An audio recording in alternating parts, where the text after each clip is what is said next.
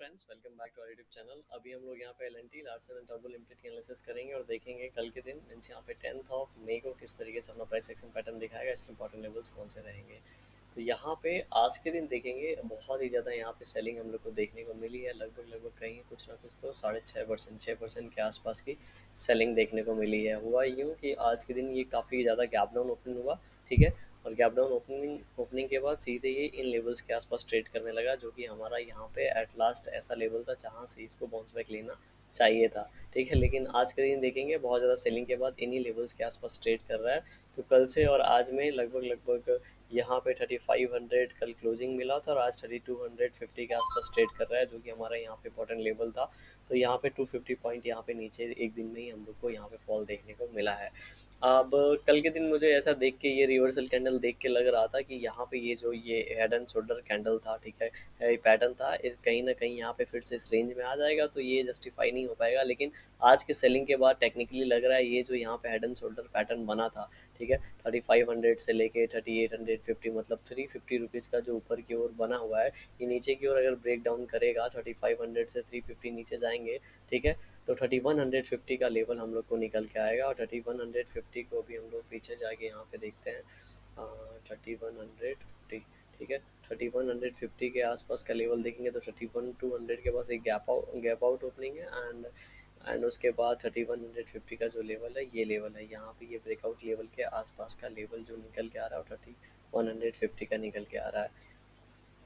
तो यहाँ पे इतना हो सकता है ये फॉल हो। अभी फिलहाल तो जिस लेवल पर ट्रेड कर रहा है इसके नीचे इसको अभी और गिरना नहीं चाहिए, ठीक है। लेकिन अगर गिरता है तो अपना 3200 पहला यहाँ पे एक ऐसा लेवल रहेगा जहाँ पे इसको रुकना चाहिए। ऑलरेडी बहुत ज़्यादा फॉल हो चुका है, अगर आप देखेंगे तो इस एक दिन को यहाँ पे निकाल देते हैं, ठीक है, एक दो दिन को निकाल देंगे तो ये लगभग लगभग 3600 से इतना पॉइंट हम लोगों को दे चुका है।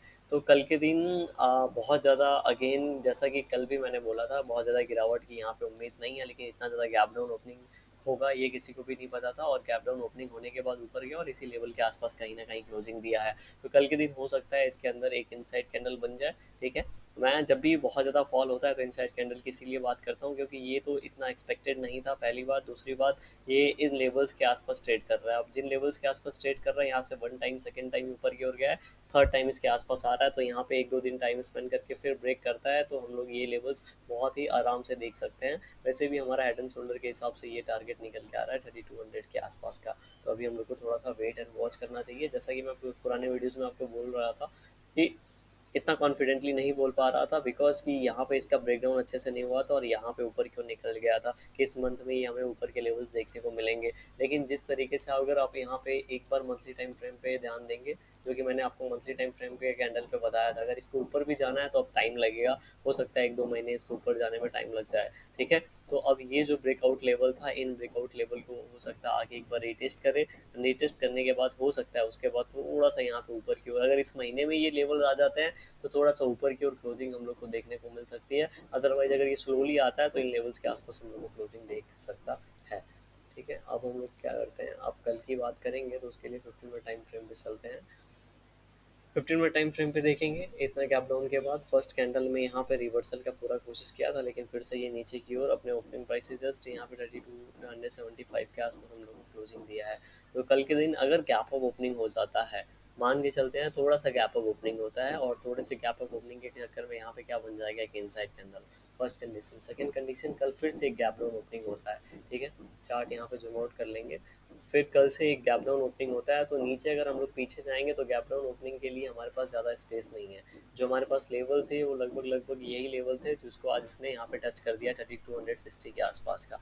अब इससे ज़्यादा 3200 के आसपास या 3200 3250 के आसपास अगर गैप डाउन ओपनिंग होता है, ठीक है, तो अगर फर्स्ट 1 आवर में यहाँ पे डब्ल्यू टाइप पैटर्न या फिर रिवर्सल का कोई भी प्राइस एक्शन पैटर्न बनता है तो हो सकता है वो इसी रेंज में 3200 के आसपास 3200 3300 के आसपास आके क्लोजिंग करने की कोशिश करेगा, ठीक है। यहाँ पे ऐसा सिनारियो बन सकता है क्योंकि तेजी से नीचे की ओर आया है और यहाँ पे जिन लोग सेल कर रहे हैं हो सकता है कुछ प्रॉफिट बुकिंग कर लें। अगर गैप डाउन ओपनिंग होता है तो मतलब एक बार और अच्छा प्रॉफिट दिखेगा तो हो सकता है थोड़ी प्रॉफिट बुकिंग आ जाए, ठीक है। और ऐसे सिनारियो में थोड़ा सा ये ऊपर की ओर जाने की यहाँ पे चांसेस हैं। और फ्लैट ओपनिंग होगा तो भी हम लोग यहाँ पे मान के चलेंगे कि अभी ज़्यादा नीचे स्पेस नहीं है और यहाँ पे रुकने की कोशिश किया तो हो सकता है 30-40 रुपए के यहाँ पे प्राइस एक्शन पैटर्न में यहाँ पे ये कल के दिन क्लोजिंग हम लोग को दे दे। वीडियो कैसी लगी कमेंट सेक्शन में बताइएगा, पसंद आए तो लाइक कर सकते हैं, चैनल पर नए सब्सक्राइब कर सकते हैं आप। Thank you for watching this video.